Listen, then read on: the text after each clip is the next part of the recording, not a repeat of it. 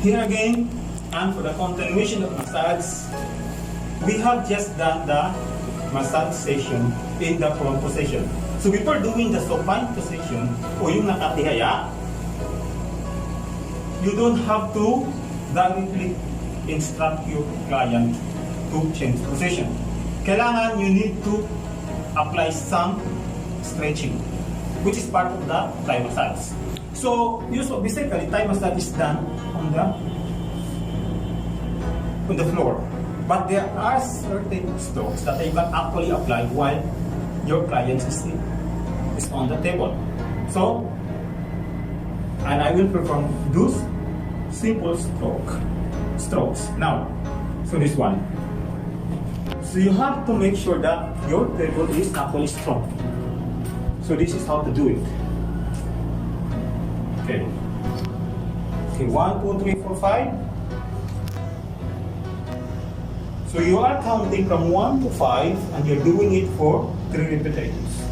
But in actual doing of massage, yung counting mo is sa'yo lang. Don't let your client hear that you are counting. So after that, after doing this one, I will do this stroke. So, ang hawak mo ganito. Ganito ang hawak. So, paano siyang maliit na X? After maliit na X, ang malaking X, yan. Dito pa rin. So, you have to see your client kung hindi siya nag-react. Sometimes when your client is reacting, hindi nasasaktan. And not all clients are having a flexible body. After doing that one, let's go with the other side.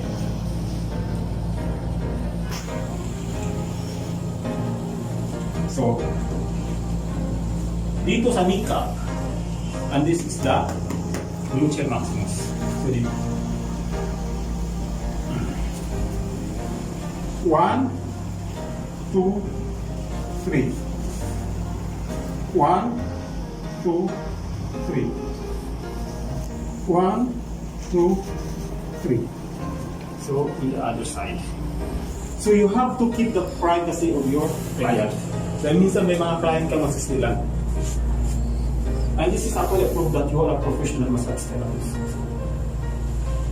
1, 2, 3. 1, 2, 3. Minsan, kapag ginagawa mo ito, nagka-crack. On the other side,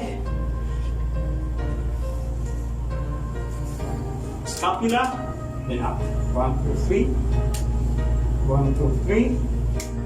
1, 2, 3. And do that on the other side.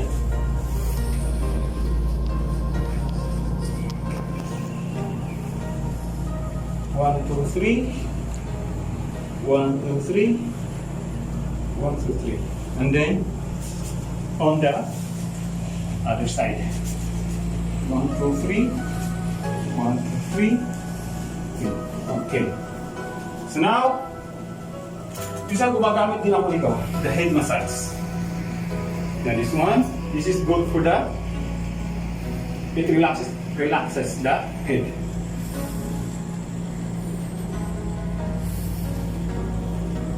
Sometimes it has this tingling sensation. So minsan parang nakaka-feel it. So that's very nice.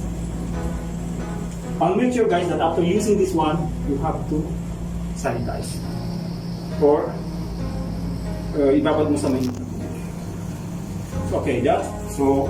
Ngayon pag matapos mo na yung stretching na yung guys, or simple strokes of the Thai massage, it's time to instruct your client for the supine position. Balik ka rin na.